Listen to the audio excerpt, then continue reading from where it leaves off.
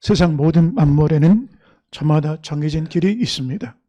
하늘에도 하늘길이 있고 바다에도 바닷길이 있습니다. 하늘을 나는 비행기들은 50차선의 비행기 항법 지도가 있습니다. 바다에도 뱃길이 있습니다. 항해사들은 바다에 기록된 지도를 항해하며 안전하게 소원한 곳까지 항해할 수가 있습니다. 새들도 날아다니는 길이 있고 또한 만물, 해와 달과 별들도 저마다 정해진 궤도, 정해진 길이 있습니다. 우리 인생을 살아가는데도 정해진 길이 있습니다. 지도자는 지도자의 길이 있고 백성은 백성의 길이 있습니다. 가르치는 자는 가르치는 자의 길, 사도의 길이 있고 배우는 자는 배우는 자의 길, 제자도 제자의 길이 있습니다. 부모는 부모의 길이 있고 자녀는 자녀의 길이 있습니다. 교회는 교회가 가야 할 길이 있고 세상과 다른 길을 걸어가야 교회라고 할 수가 있는 것입니다. 성경을 보면 의인의 길이 있고 악인의 길이 있다라고 말씀하고 있습니다. 시편 1편 1절을 보니까 복이 있는 사람은 악인들의 꾀를 따르지 아니하며 죄인들의 길에 서지 아니하고 오만한 자들의 자리에 앉지 아니하고 그랬습니다. 복된 믿음, 복된 진리를 따라가는 성도의 길이 세상의 악인들, 거만한 자들, 죄인의 길과 다른 구별된 길이 있다는 사실들을 말씀하고 있는 것입니다.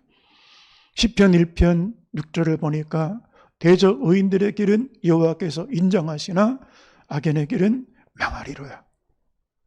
하나님이 인정하시는 길, 임재하시는 길, 동의하시는 길, 기뻐하시는 길, 역사하시는 길이 있고 쇠락하는 길, 멸망하는 길, 반드시 심판대에 서는 길이 있다는 사실들을 말씀하고 있는 것입니다. 그래서 어떤 길은 사람이 보기 바르나 필경, 사망의 길이라 성경은 우리 가운데 말씀해 주고 있습니다. 죄는 정해진 길에서 이탈하는 것을 말합니다. 죄는 하마르티아라는 그런 히브리 말인데 이 말은 화살을 쏘았는데 관역에서 벗어났다.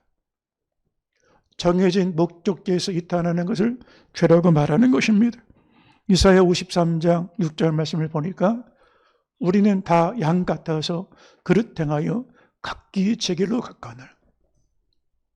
정해진 길, 말씀의 길, 믿음의 길이 아니라 각기 자기 생각대로, 자기 원칙대로, 자기가 세운 기준에 따라서 죄악의 길을 걸어갔거늘 여호와께서는 우리 모두의 죄악을 그에게 고난받는 메시아에게 담당시키셨다라고 말씀하고 있습니다.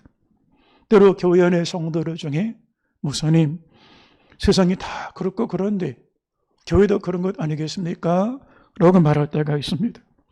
만일 세상이 그렇다고 해서 교회가 똑같이 가면 더 이상 교회라고 할 수 없게 되어지는 것입니다. 구약의 열왕기서나 또한 역대기 성경을 보면 왕들의 기록이 나옵니다. 제왕의 길이 있습니다. 그런데 제왕의 길을 걷지 않았습니다. 이스라엘에 19왕이 있는데 19왕 중에 한 사람도 군주의 길을 걸어간 왕이 없습니다. 성경은 이렇게 말합니다. 여로보암의 길을 걸어갔다. 죄악의 길에서 똑같은 모습을 보고 똑같은 것을 배웠고 똑같은 길을 걸어갔다라고 말씀하고 있는 것입니다. 유다의 왕 중에 20명의 왕이 있었습니다. 다 제왕의 길을 걸어간 게 아닙니다. 지도자의 길을 걸어간 게 아니라 지배자의 길을 걸어갔습니다. 히스기야나 요시야 왕을 제외한 모든 왕들은 죄악된 길을 걷고 말았습니다.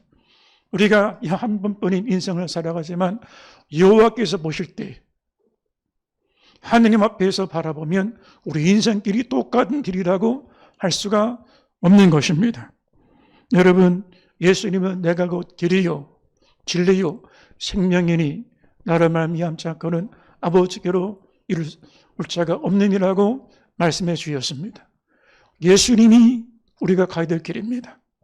예수님의 피 흔적을 쫓아서 십자가 흔적을 쫓아서 가는 길이 교회의 길이요 저 여러분의 삶의 길이라고 할 수가 있는 것입니다. 성소로 나아가는 길, 우리가 몇 주간에 걸쳐서 이 말씀을 나누려고 하는데, 성소로 나가는 길은 임재 안에 사는 길을 말합니다.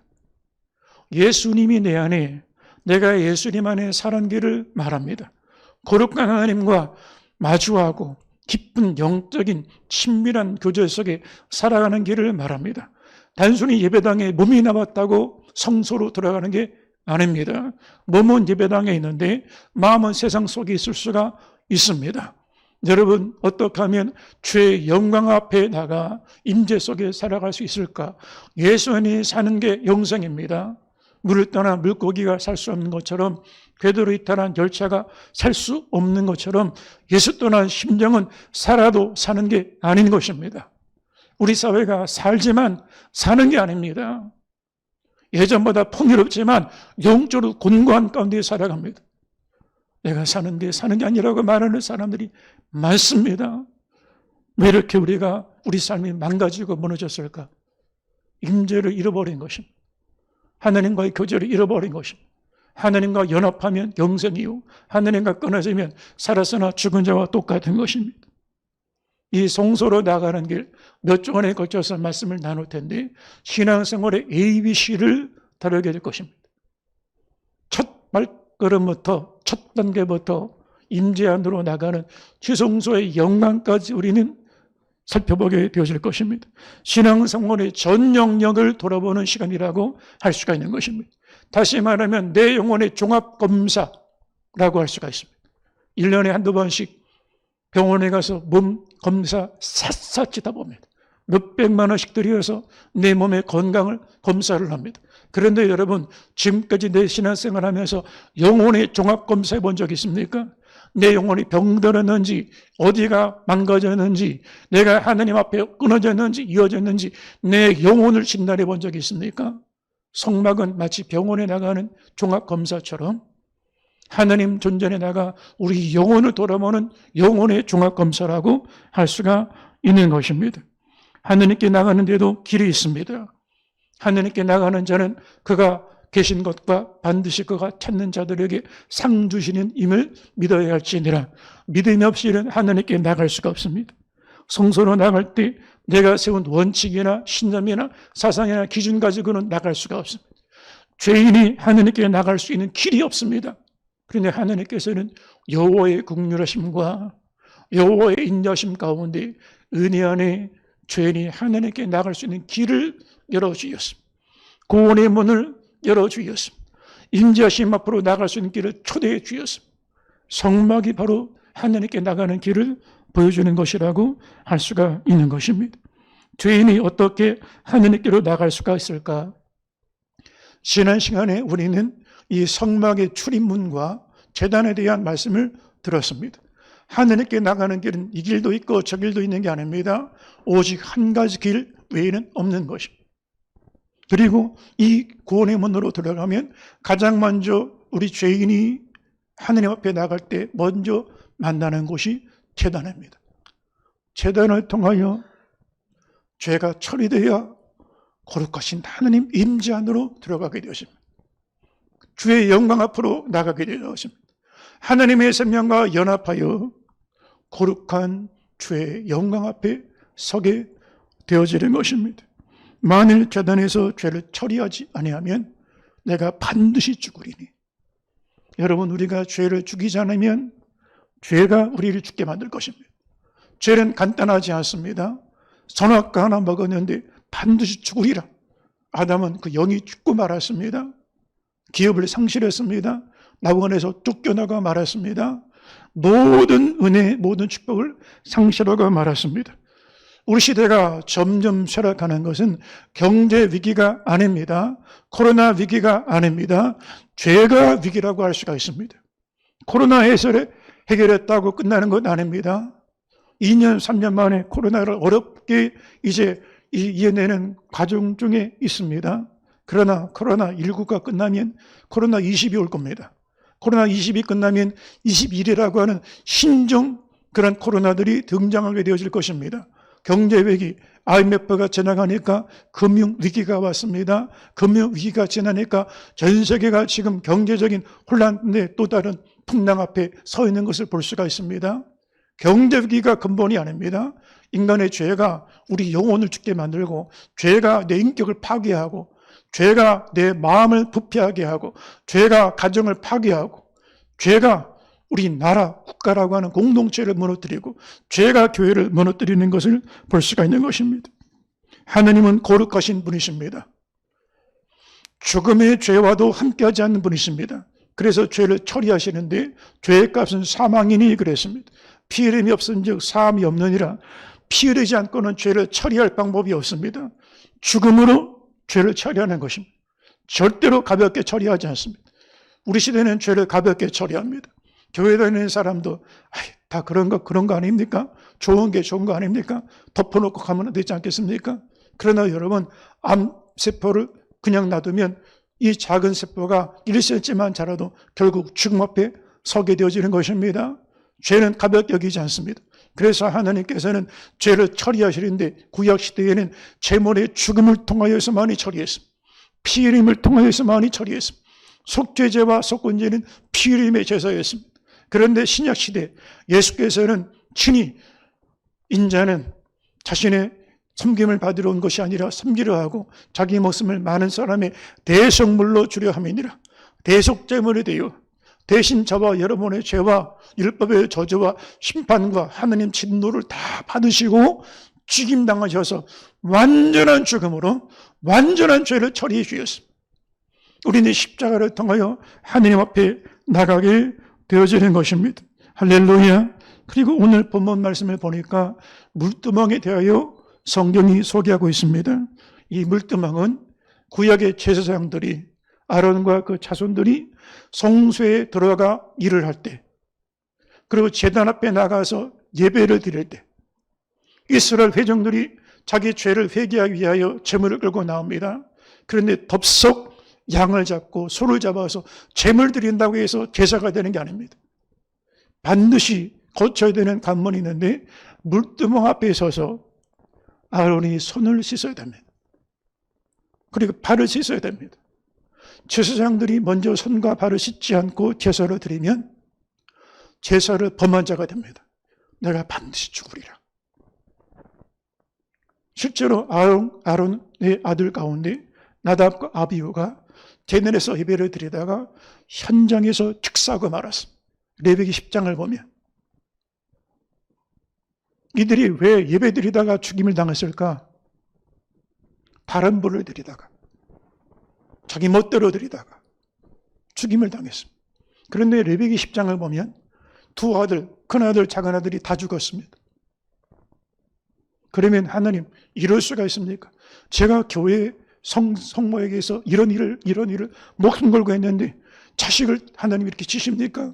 저 못합니다. 그러시잖아요. 그런데 끝까지 입을 꽉 깨물고 침묵하는 사람이 있습니다. 하나님이 침묵하라는 거예요. 아들의 생명보다 하나님이라는 거예요. 언젠가 주일 오후 예배를 드리는데 제가 한참 설교를 하고 있는데 저기 성도가 스케치북을 들고 막 이랬다가 저랬다가 흔드는 거예요. 근데 너무 멀어가지고 글씨가 안 보여요. 그런데 저는 충분히 이제 예배 드릴 말씀을 다 마친 다음에 예배를 마쳤어요. 그랬더니 그 스케치북을 들었던 성도가 말하는 거예요. 목사님, 요 사거리 앞에서 교통사고가 났는데 정천이가 사고로 당황했다고. 그래서 제가 그 얘기했어요. 아무리 긴급한 일이 있어도 예배 때 흔들지 마라. 예배 때 이런 거 보이지 마라. 다행히 큰 사고는 아니었어요. 인천에 제가 부목사로 있을 때 제가 모셨던 담임 목사님이 나계밀 목사님이셨는데 주일 전날 딸이 죽었습니다. 그러면 내일 일부부터 옆부 예배를 인도해야 되는데 어떻게 예배를 인도하겠어요? 그런데 아무 그렇지 않은 듯이 예배를 다 끝내고 저녁 예배까지 다 끝내고 당회를 열어서 당회 회의 다 끝난 다음에 마무리 기도하고 이렇게 얘기했습니다. 사실은 어제 제 딸이 죽었습니다. 예배가 함부로 가볍게 취급되는 예배가 아닙니다. 얼마나 땅에 떨어졌습니까? 우리가 하나님 이름을 얼마나 업신여깁니까? 예배를 얼마나 멸시합니까?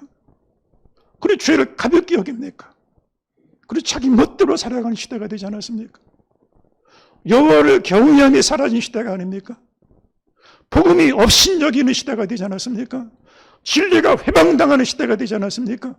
믿음이 싹으로 취급당하는 시대가 되지 않았습니까? 주의 종들이 주인의 자리에 서서 하나님 영광을 가리는 시대가 되지 않았습니까? 성막은 그런 것이 아닙니다. 광야지만 임재가 있습니다. 광야지만 그곳에 가면 죄사함이 있습니다. 병고침이 있습니다. 임재가 있습니다. 거기서 천국을 보는 것입니다.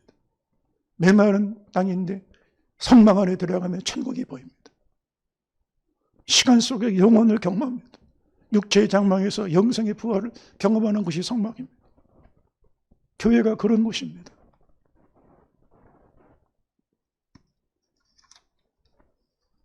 여러분, 제단은 제물이 죽임당하는 곳입니다.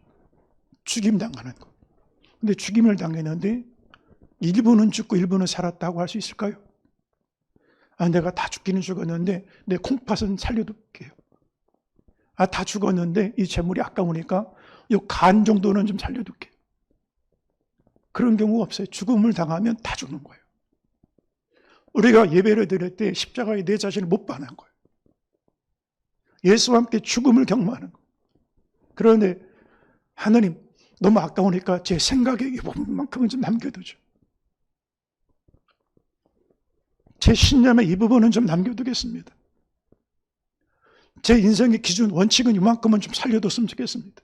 그럼 뭐라 그러시냐? 너는 계단을 거치지 않았다는 거예요. 십자가로 통과도 하지 않았다는 거예요. 문 밖에 있어서 슬피 울며 이를감이 있을 때가 있을 거라는 거예요. 하나님께 나가는데 죄를 처리해야 나갈 수가 있는 것입니다. 제사장이 중요한 징표가 있습니다. 성소 안에 들어가면 정금등대와 진설병상과 기도의 향단이 있습니다. 제일 먼저 진설병상에서 떡을 떼서 뜨거운 떡으로 먹습니다. 한 덩어리 떡에서 먹습니다. 이게는 뭐냐? 12지파가 한 몸이라는 것입니다. 우리가 성찬을 뗄 때 한 피바다 한 몸 일은 남남이 아닙니다. 한 몸입니다. 형제의 고통이 나의 고통이고 한 집자가 영광을 받으면 모두가 영광이 되어지는 것입니다. 각자 도성이 아닙니다. 진설병상을 먹습니다. 그리고 기도의 분향단에서 향로에서 향불을 드리면 그 중심을 연락하십니다. 여러분, 성립교회 여러분의 모든 기도를 하나님이 중심과 마음속의 은밀한 살까지 다 연락하시길 주의 이름으로 축원합니다. 그리고 정금등대에 성령의 비추임이 있습니다. 인라이트먼트, 우리 안에 빛이 비춰야 길을 분간할 수가 있습니다. 성령의 조명. 인간의 이성 시대 계몽주의, 여러분, 이성에 깨어서 영적인 길이 보이는 게 아닙니다. 성령의 비춤이 있어야 죄를 알고 의를 알고 심판을 알고 구원을 알고 축복을 알고 저주를 알게 되는 거예요. 성령의 조명을 받습니다. 그런데 여러분, 물두멍을 거치지 않으면 아예 성소로 못 들어갑니다. 제사장이. 그러니 물두멍이 얼마나 중요합니까? 우리가 주의를 할 때 목사가, 담임 목사가 설교도 해야 되고 신방도 해야 되고 기도도 해야 되고 여러 가지 할 일이 많아요. 근데 그게 먼저가 아니라는 거예요. 물두멍 앞에 서서 목사의 영혼을 씻어내는 게 먼저라는 거예요. 성도들에게 이렇게 하세요, 저렇게 하세요 가르치는 게 먼저가 아니라는 거예요. 물두멍은 노수로 만들었습니다. 그리고 이 회막들, 제단과 회막 사이, 성소 사이에 두었습니다. 여기 물을 담습니다. 그 물에 비추어지면 자기 모습이 보입니다. 그러니까 성도들 보면서 이렇게 하세요, 저렇게 하세요, 남들 보고 저렇게 해야죠, 이렇게 해야죠 라고 말하는 게 먼저 아니라는 거예요. 네 자신을 돌아보라는 거예요. 우리 영혼을 돌아보는 게 먼저라는 거예요. 사람은 영적인 존재입니다. 육의 양식만 가지고 사는 게 아닙니다. 주일날 우리가 육의 양식을 찾아 여기 온 게 아니지 않습니까? 지금 10대 아이들, 20대 아이들, 왜 우리 사회가 예전에는 마약 청정국이었는데 강남 거리에 마약이 막 팔리고 주부, 학생, 직장인까지 이렇게 노출이 됐을까? 떡이 없어서 양식이 떨어져서 이렇게 방황합니까? 생명의 양식을 먹지 못하니 영혼이 이렇게 무너지고 있지 않습니까? 그런데 여러분, 육체의 병이 생기면 양식을 눈에 안 들어옵니다. 하다못해 감기 하나 들려도 산의 진미가 내 앞에서도 입맛이 떨어집니다. 음식을 못 먹습니다. 그런데 영이 병들면, 내 영이 병들면 하느님 말씀이 안 들어옵니다. 세상 것으로 꽉 차 있는데, 세상 욕망이 넘쳐나는데, 죄로 인하여 내 영혼이 병들어 있는데, 아무리 말씀이 선포돼도 여러분 원하면 유튜브에서 수십만 편의 설교도 들을 수 있어요. 10년 전, 20년 전 설교도 들을 수 있어요. 하나도 안 들어옵니다. 당근에서 피를 토하는 말씀이 선포돼도 안 들어옵니다. 왜요? 진설병 먹을 심령 상태가 안 되는 거예요. 영이 병들어 있으니까. 그러니 진설병 말씀의 떡을 나누는 게 먼저가 아니라 물두멍에서 손발 씻는 게 먼저라는 거예요.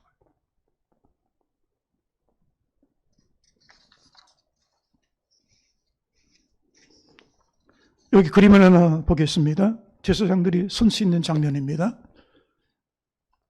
한번 띄워주세요. 띄워주세요. 넘겨보고 또 넘겨보세요. 예, 여기 물두멍이 있습니다. 지금 제사장들이 뭘 하고 있습니까? 손과 발을 씻고 있습니다. 뭘 준비하는 겁니까? 성소에 들어가 진설떡을 지금 만들어야 됩니다. 떡을 구워야 됩니다. 이스라엘 백성들과 이걸 떼어 먹어야 돼요. 그 다음에 기도를 드려야 됩니다. 그리고 정금등대 기름을 부어야 됩니다. 이 모든 목회 일, 성소의 일, 교회 일들. 그러나 제일 먼저 손을 씻어야 되는 거예요. 발을 씻어야 되는 거예요. 그렇지 않으면 밟고 다니는 것마다 성막을 다 더럽히는 거예요. 차벅. 세상 경험, 세상 지식 가지고 교회 차벅 다니면 교회 다 묻혀버리는 거예요. 세상 때를. 출애굽기 오늘 본문입니다. 한번 천천히 이 말씀을 읽어보겠습니다. 출애굽기 30장 18절.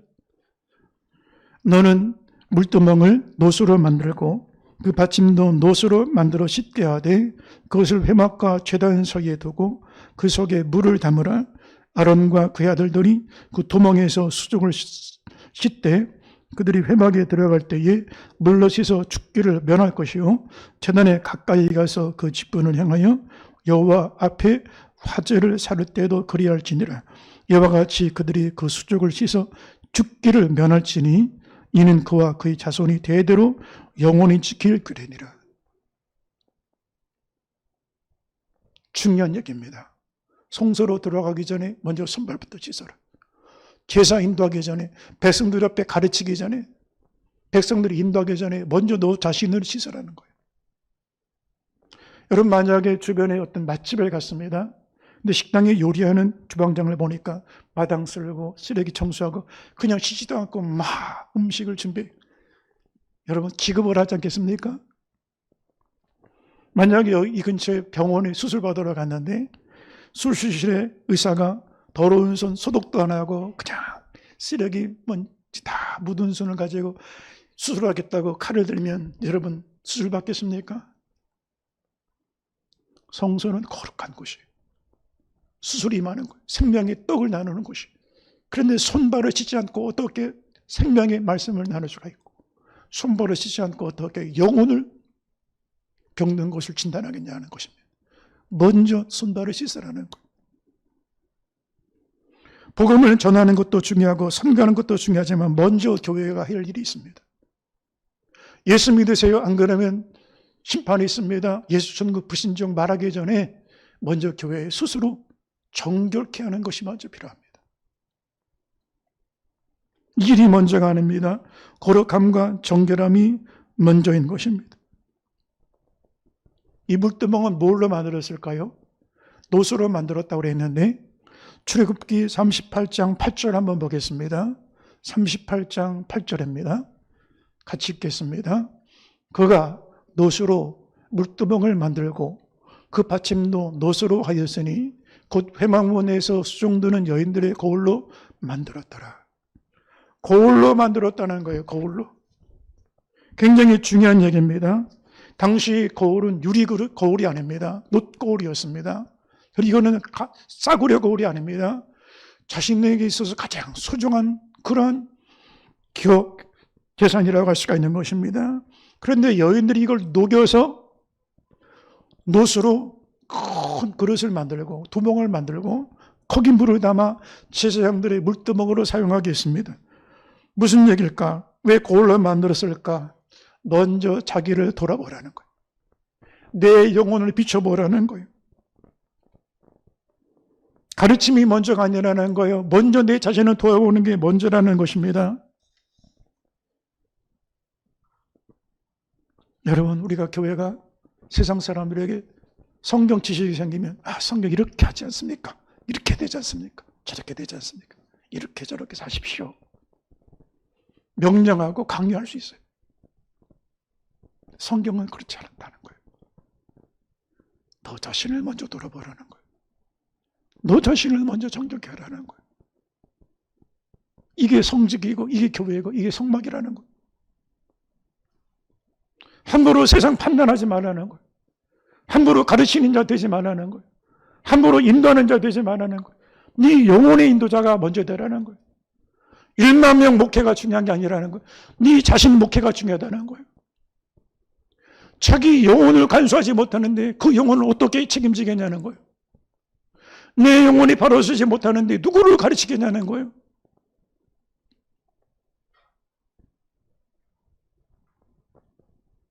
오늘 교회가 잃어버린 부분이 이 부분입니다. 먼저 가르치려고 합니다. 그런데 자신을 가르치지 않습니다. 쉽게 심판하려고 합니다. 정죄합니다. 세상을 향하여 정죄합니다. 근데 자기가 정죄받을 죄인이라는 사실을 모릅니다. 율법을 주신 이유는 우리 영혼을 돌아보라고 주신 거예요. 자기 자신을 돌보라고. 물두멍으로 주신 거예요. 로마서 3장 20절을 보겠습니다. 그러므로 율법의 행위로 그의 앞에 의롭다 하심을 얻을 육체가 없나니 율법으로는 죄를 깨달음이라. 왜 성경 말씀을 주셨을까? 이 말씀 앞에서 그렇구나. 내가 이렇게 죄인이구나. 이렇게 더러운 자구나.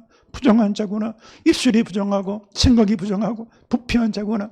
내가 사망 앞에 있구나. 사망의 울매가 나를 묶고 있구나. 나는 진노하심 안에 있는 그런 죄인이구나. 내 영혼을 돌아볼 수 있는 유일한 물두멍이 말씀이라는 거예요. 그런데 이 말씀은 나 자신을 보는 게 아니라 이 말씀은 아무개가 봐야 되는데 아무개 집사가 아니면 우리 식구가 봐야 되는데 그렇지 않다는 거예요. 복음은 다른 사람을 보여주기 전에 내 자신을 보여주는 게 복음입니다.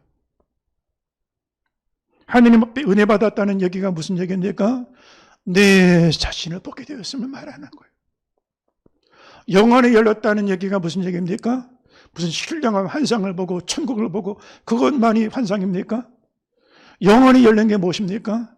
내가 얼마나 부패한 존재인지를 볼 수 있을 때 그게 영안이 열린 거예요. 아직도 내가 의로운 줄 알고 된 줄 알고 이런 줄 알고 선 줄 알고 옳은 줄 알고 있다면 영안이 가려진 거예요.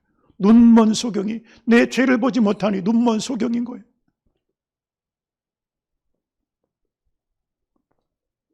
여러분 하루에도 수많은 사람들을 만납니다. 핸드폰 안에 수백 수천 명의 명단들이 있습니다.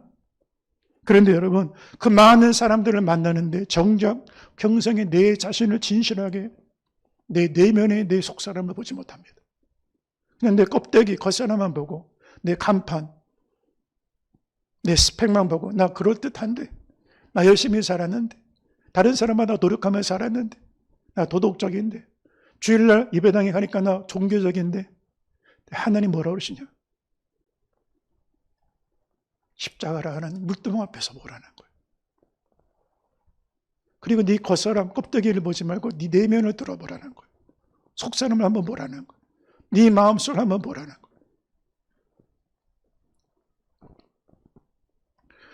영화 가운데 친절한 금자씨라는 영화가 있습니다. 첫 장면이 이런 장면입니다. 금자씨가 감옥에서 나옵니다. 그런데 감옥 앞에 어떤 교회 노방전도팀이 기타를 들고 예수 믿으세요. 행복해집니다. 막 복음성가를 부릅니다. 그리고 그 인도자가 두부를 내밀면서 예수 믿으세요 자매님 그럽니다. 근데 금자씨가 뭐라 그러냐? 그 이영애가 영화 속에서 그렇게 말합니다. 너나 잘하세요. 그래. 너나 잘하세요. 교회가 복음을 가지고 세상을 향해 질타를 합니다. 이럴 수가 있습니까? 정치가 잘못됐고 경제가 잘못됐고 교회도 다 부패하고 목회자들 다 그렇고. 근데 여러분 주님이 뭐라고 그러시냐? 그래. 그런 건 내가 다 안다. 근데 너는 어떠냐? 물두멍 앞에 한번 서봐. 네 내면을 한번 들여다봐. 네 속사람을 한번 보라는 거예요. 중생이 무엇입니까? 존재론적으로 실존적으로 보면 내 안에 있는 나를 만나는 경험이 중생입니다. 나 자신과의 만남을 통하여서 비로소 나를 알게 되는 거예요. 내가 이런 존재구나. 바리새인들은 겉사람만 보고 종교생활을 했습니다. 온전한 11조랍니다. 기도생활합니다. 금식기도합니다. 구제합니다. 사회적으로 옳은 사람들이고 지도자고 가르치는 자입니다. 존경받는 자입니다. 어디 가도 상서하지 않습니다. 예수께서는 그들을 향하여 눈먼 소경이라구나. 너희가 껍데기만 붙잡고 있구나. 너희 안을 못 보는구나.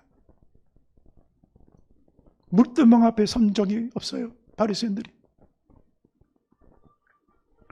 소위 척신절을 얘기할 때가 있습니다. 몰라도 아는 척.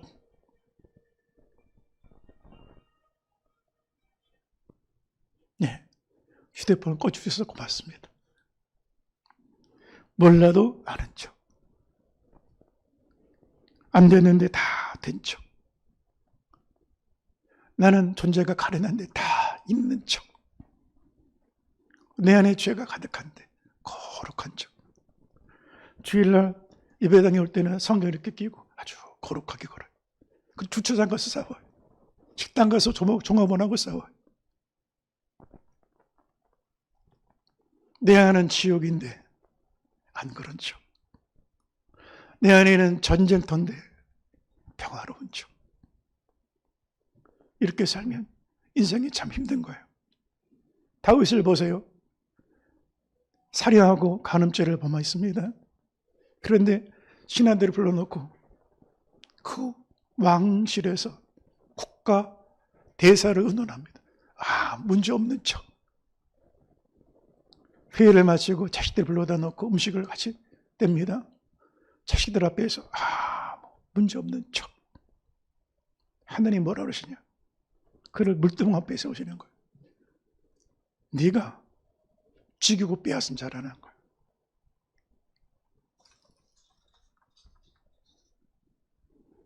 왜 세상 사람들이 이렇게 말할까요?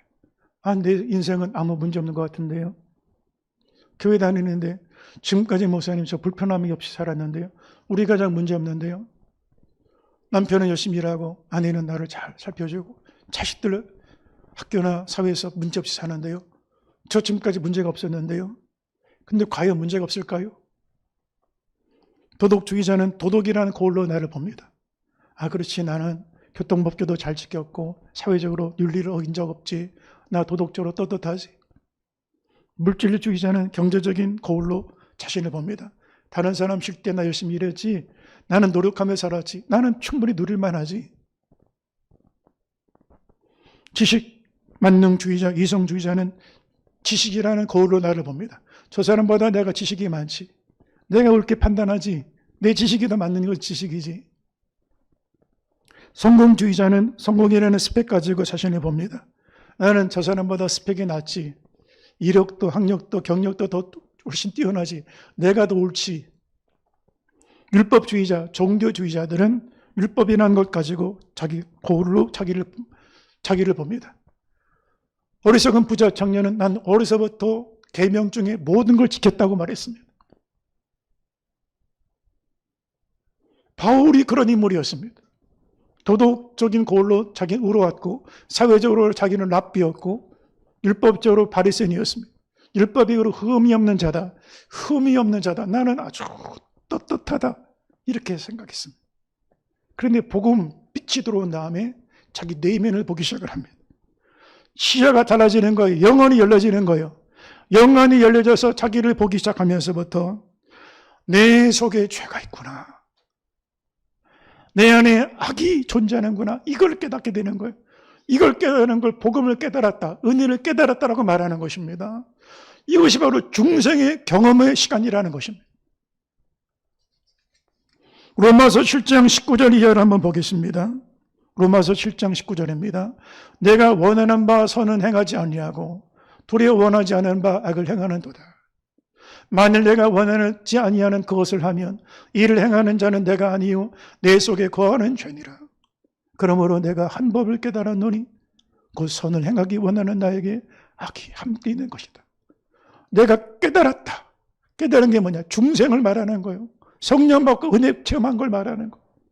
내가 그전에는 율법 가지고 겉사람 겉대기만 보니까 나는 바리새인이요 랍비요 정통 가말레 문화 수성이요 다수에서 유학을 했고 그런데 그때는 떳떳한 줄 알았어요.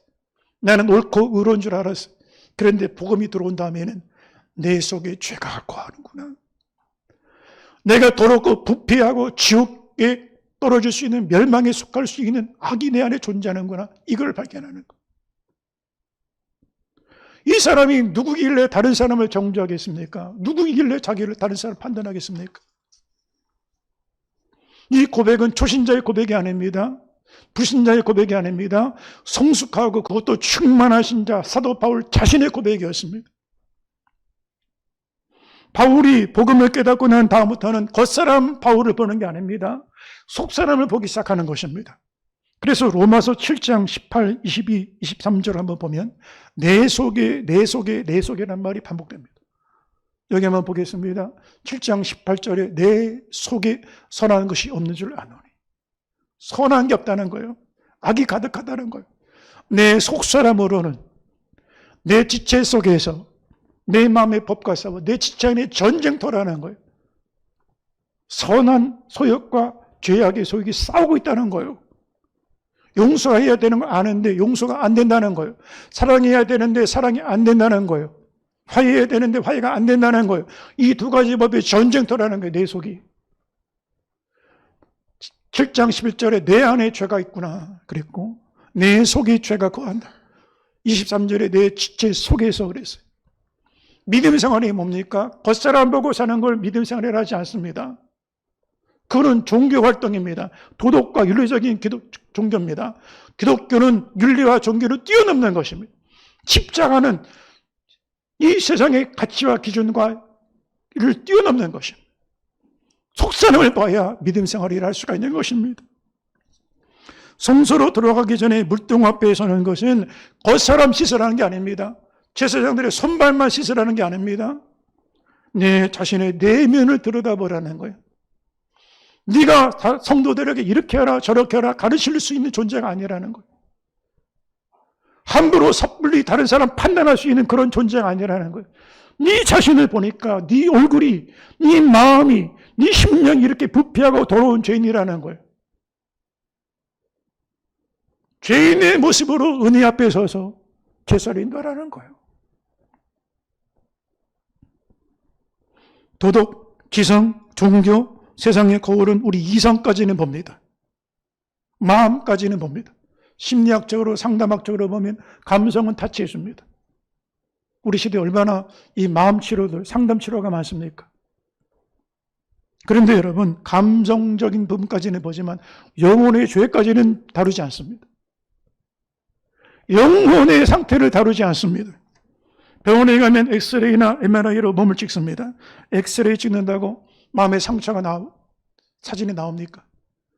몇백만 원짜리 MRI를 찍으면 내 영혼의 병든 모습이 나타날 수가 있습니까? 내 마음의 실존적인 가난함이 드러날 수가 있습니까?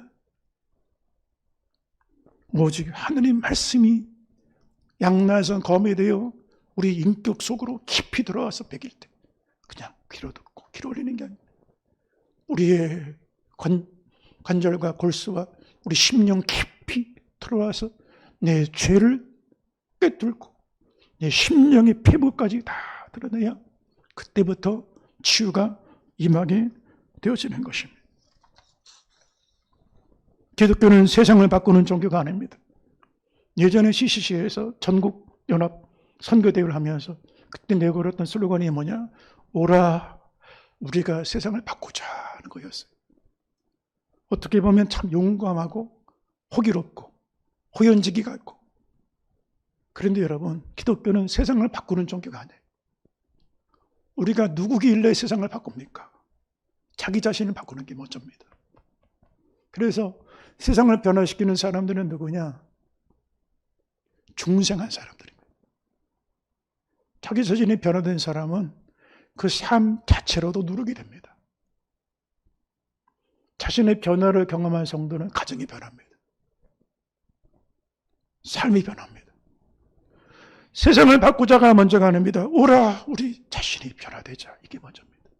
물두멍 앞에 서자는 것입니다. 세상을 향해 이것도 바꾸고 저것도 바꾸고 개혁을 말하는 게 먼저가 아니라는 거예요. 내 영적인 존재의 개벽이 먼저라는 거예요. 지식, 제도, 조직, 프로그램 바꾼다고 세상이 바뀌지 않습니다. 법이 바뀐다고 인간이 바뀌지 않습니다. 존재가 먼저 변해야 세상이 바뀌는 거예요. 여러분, 세상을 바꾸려고 하기 전에 나를 바꾸시기 바랍니다. 신방 가서 대화하다 보면 목사님 우리 남편 좀 변화시켜달라고, 우리 왼수 같은 자식들 좀 변화시켜달라고. 근데 기도하면 하나님 뭘 하시냐? 변화될 것은 우리 자신이라는 거예요.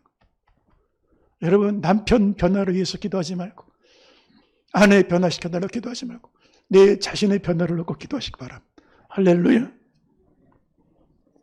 오늘 재단과 물두멍을 잃어버리신 자가 있습니다. 교회 아무리 수립해도 소용없습니다. 10년을 다니든지 100년을 다니든지 그냥 그 사람 육신적인 신자로 끝내버립니다. 마당만 밟고 가는 거예요.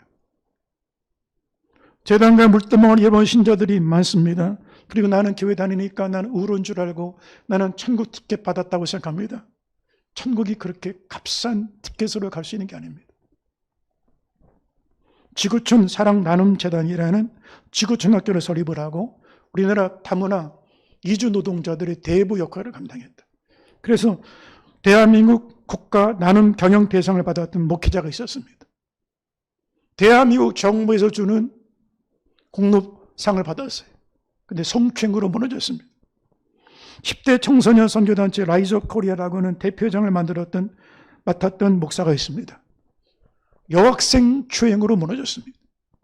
우리 이렇게 생각할 수 있습니다. 아니, 이렇게 한국교회를 대표하는 지도자가 이런 짓을 할 수가 있을까? 하느님이 뭐라고 하시냐? 그 자신을 먼저 보라는 거예요. 이들이 지금 물두멍을 잃어버려서 이렇게 됐지만 너 자신이 물두멍에서 보라는 거예요, 먼저. 여러분, 다윗도 간음죄를 범했는데, 다윗은 그것도 살인죄까지 범했는데, 그걸 은폐도 했는데, 그러면 다윗만 어떻게 다윗이 성경 속에 들어갈 수 있을까? 하나님 뭐라 하시냐? 네가 내 앞에 나올 때 물두멍 앞에 먼저 서서 너를 보라는 거예요. 여러분, 우리 안에 간음하는 다윗은 없습니까? 내 안에 살인자 다윗은 없습니까? 도둑질하는 아간은 없습니까? 별의별 죄가 다 들어와 있는 거예요, 내 안에. 그런데 기독교인들은 판단하는 사람들이 아니에요. 자신을 돌아보는 거예요. 은행원에 거하다 보니 결국 내가 변화돼, 거룩해져, 성화돼. 그러면 주변이 거룩해지는 거예요. 내 안에 빛이 많이 주변에 어둠이 물러가요. 내가 진리 안에 소금 언약을 붙잡고 사니 부패가 나로 인하여 바뀌어지게 되어지는 거예요. 히브리서 4장 14절 이하를 한번 보겠습니다. 그러므로 우리에게 큰 대제사장이 계시니 승천하시니 곧 하나님의 아들 예수시라. 우리가 믿는 도리를 굳게 잡을지어다. 우리에게 있는 대제사장은 우리 연약함을 동정하지 못하실 리가 아니요 모든 일에 우리와 똑같이 시험을 받으신 이로되 죄는 없으시니라. 그러므로 우리는 긍휼하심을 받고 때를 따라 돕는 은혜를 얻기 위하여 은혜의 보좌 앞에 담대히 나갈 것이니라. 여러분, 제단에 죄물이 죽을 때 죄사함이 있고 물두멍에 손발을 씻을 때 거룩함이 있듯이 예수 십자가에 저와 여러분의 죄를 대신 지시고 저주와 심판을 대신 감당하시고 마지막 죽음, 완전한 죽음으로 우리 죄를 완전히 처리하신 예수의 피를 의지하여 거룩하신 하나님 말씀의 물두멍 앞에 서서 이 사람 이렇게 저 사람 저렇게 판단하기 전에 내 자신의 영혼을 돌아보고 정결한 영, 정직한 영으로 새롭게 변화받아 거룩한 성소, 하나님 임재하심 앞으로 나가는 믿음의 성도들 되시기를 주의 이름으로 축원합니다. 우리 함께 동성으로 기도하겠습니다. 거룩하신 아버지 하나님, 하나님께 나가는 길, 성막의 길, 성소의 길을 열어주시니 감사를 드립니다. 제단의 제물의 죽음을 통하여 그 피로 죄사함을 받았다는 것처럼 물두멍에 수족을 신의 모습을 통하여 거룩함과 참견함을 주셨던 것처럼 십자가의 피로 죄를 사하여 주시고 예수의 죽음으로 우리 죄를 대신 감당해 주시고 보배는 피로 우리 심령과 영혼과 우리의 모든 삶을 정결케 거룩하게 해 주시옵소서. 주님의 임자심 앞에 하나님의 영광 앞에 나가는 믿음의 성도들이 되시도록 축복하여 주시옵소서. 예수님 이름으로 기도합나이다.